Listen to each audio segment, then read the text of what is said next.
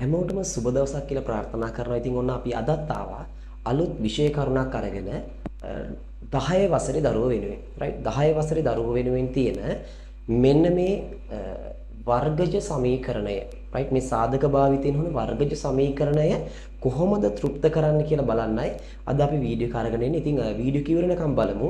අපි වැඩි කතා කරන්නේ නැතුව මෙන්න මේ ගාන හදන්නේ කොහොමද කියලා ටක් ගාලා වීඩියෝ එකට යමු. ඉතින් ඔන්න අද අපේ ගාන අපි ලියාගෙන තියෙන බෝඩ් එකේ ඉතින් අපි බලමු කොහොමද මේක හදන්නේ විසඳන්නේ x වල අගය කොහොමද ගන්න කියලා. ඉතින් මෙන්න මේ පැත්තේ තියෙන ප්‍රකාශනයේ දිහා බලන්නකෝ. මේ සමාන කිරීම බිඳුව එහා පැත්තේ තියෙනවා. මොකද මේක වර්ගජ සමීකරණයක්. වර්ග සමීකරණ මෙන්න වර්ග පදයක් තියෙනවා. මෙන්න සංඛ්‍යාවක් තියෙනවා. සමාන කිරීම එහා පැත්තේ බිඳුව තියෙනවා. අපි සාමාන්‍යයෙන් වර්ගජ සමීකරණයක් විසඳනකොට සමාන කිරීමෙන් එහා පැත්තට සාමාන්‍ය අපි බිඳුව තමයි තියාගන්නේ. හරිනේ? එතකොට මෙන්න මෙතන තියෙන ප්‍රකාශනයේ විශේෂත්වයක් පේන්න ඕනේ. මේ ප්‍රකාශනයේ තියෙන පුතේ වර්ග දෙකක අන්තරයක සාධකයක්.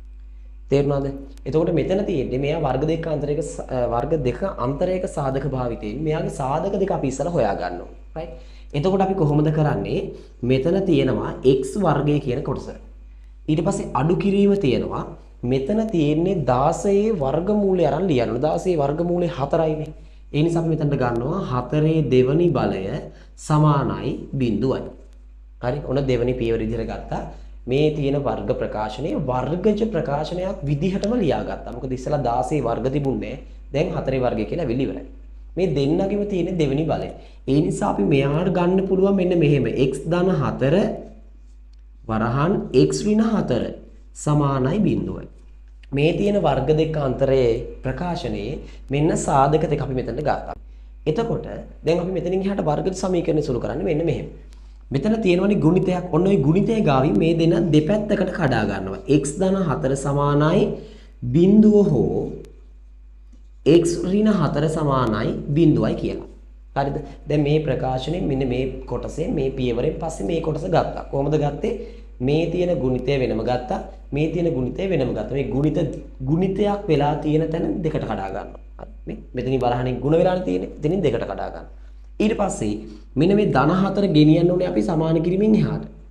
මේ ඍණ 4 ගෙනියන්න ඕනේ සමාන කිරීමෙන් එහාට. දැන් බලමු x ධන 4 සමානයි බිඳුව 4 එහාට යනකොට ඍණ 4යි. right?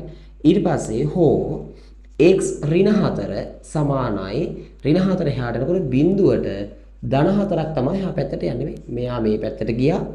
මෙයා මේ පැත්තට ගියා. හරිනේ? දැන් මේ 4 මෙතනින් අයින් වෙලා තියෙන්නේ. එහෙනම් x සමානයි ඍණ 4 හෝ x සමානයි ධන 4. මෙන්න මේ විදිහට අපිට අවසාන උත්තරය හම්බ වෙනවා. මෙන්න මේ තියෙන වර්ග දෙක අතරයක සාධක ප්‍රකාශන ආශ්‍රිත වර්ගජ සමීකරණයක් විසඳනකොට. ඉතින් ඔන්න අද අපි කතා කරමු කෙටි වීඩියෝ එක ඉවර වෙනවා මෙතනින්. ගැටලුවක් තියෙනවා නම් මේ කොටසේ මොකක්ම හරි ඔයාලට පුළුවන් කමෙන්ට් එකක් දාන්න.